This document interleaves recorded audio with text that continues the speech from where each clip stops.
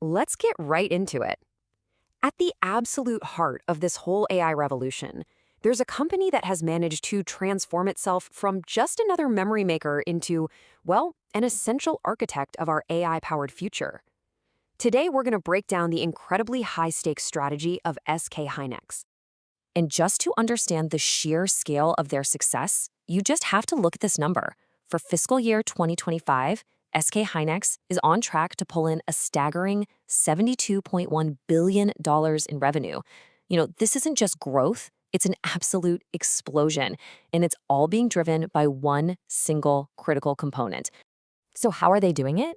The answer is high bandwidth memory, or HBM.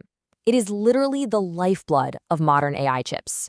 And this chart says it all. SK Hynix isn't just leading the market, they are commanding it with a massive 58% share. Look at that.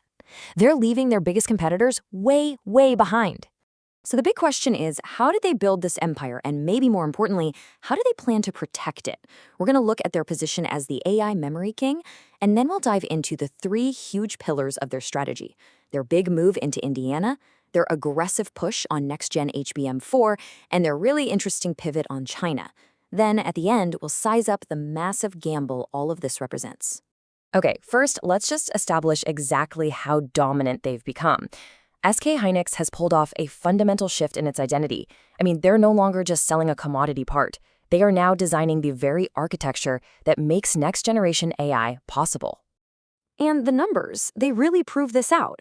We already saw that $72 billion revenue number, but look at the operating profit, $35.1 billion. That's a mind-blowing 101% increase year over year. And it's all because they are the #1 HBM supplier for NVIDIA, the undisputed king of AI chips. This brings us to the first pillar of their strategy. And it's a big one.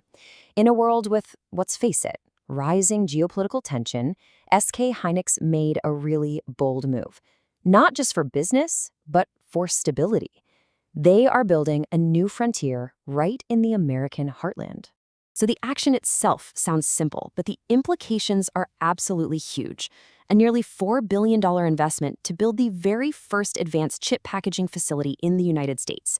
This is a massive strategic decision, bringing the final, most valuable stage of making HBM onto American soil. So what's the logic here? Well, when you break it down, it's pretty brilliant.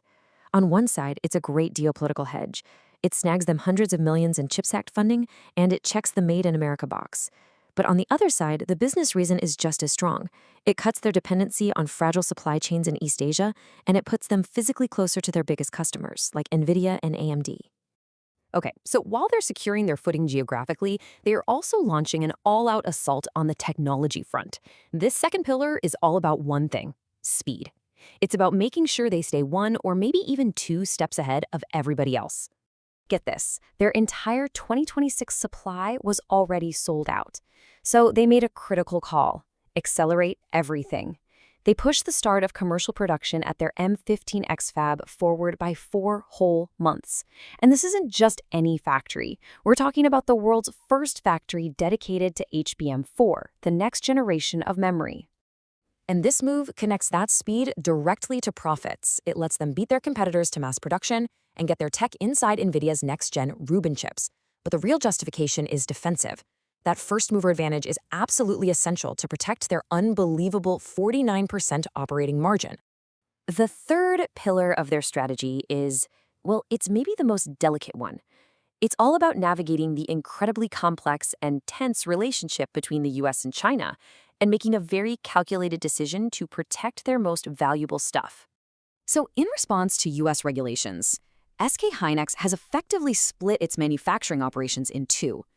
Their cutting-edge next-generation technology, the crown jewels, will now be made exclusively in South Korea and in that new Indiana facility. Meanwhile, their factories in China, they'll be restricted to producing older legacy technology. Now, this wasn't a choice they made in a vacuum. It came right after the U.S. revoked a key trade status for their big facility in Wuxi. So the justification is all about protection. It stops their best tech from leaking. It helps them avoid regulatory headaches for future upgrades. And most importantly, it de-risks the parts of their business that make them the most money. So when you put these three pillars together, The U.S. expansion, the tech acceleration, and the China pivot. What you get is a single, cohesive, and incredibly audacious strategy. We're calling this the AAA strategy.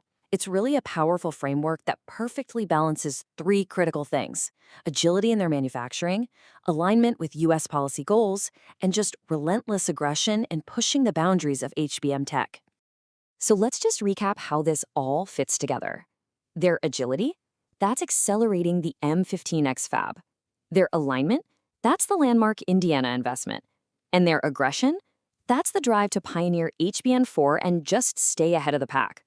You can see how each pillar really supports the others. But this brings us to the central question, right? Is this strategy a permanent shield that's going to insulate them from all the global turmoil, or is it an incredibly expensive gamble? Their capex, that's the money they're spending on new factories and equipment, is just ballooning. The very strategy that's designed to protect their insane margins could be the very thing that eventually erodes them. And that leaves us with a final thought. And I'm curious what you think. By de-risking their top-tier tech and basically building a wall around it to keep it out of China, have they secured their future as the AI memory king? Or have they inadvertently created a vacuum, leaving the enormous and still very profitable legacy market wide open for a new wave of Chinese competitors to rise up and challenge them?